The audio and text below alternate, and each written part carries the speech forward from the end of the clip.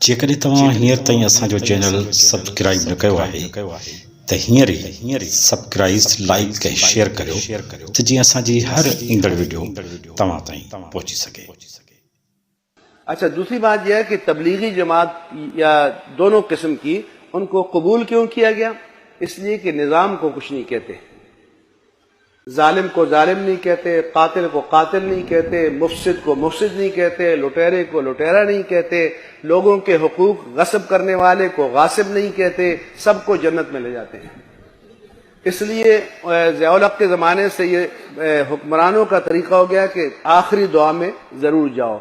लिहाजा हेरोइन वाला, दूसरा, तीसरा, सारे काम, सूद वाले सब वहाँ मौजूद है कि इस दुआ में शरीक होकर जन्नत में जाएंगे, पाक हो जाएंगे।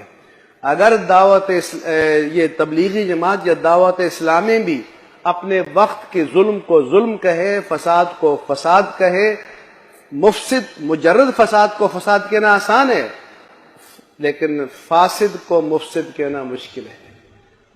समझे? वक्त के जालिम को जालिम कहना ये बहुत मुश्किल काम है। नमाज की दावत देना आसान काम है, लेकिन कातिल के सामने खड़े होकर उसके हाथों को रोकना ये मुश्किल काम है। तो जब मुनकरात से वो तारुज़ नहीं करते, इसलिए उनसे कहते हैं कि हो सके तो और भी कई लोगों को अपने साथ लगा लो ताकि हमारी जान छूटी रहे।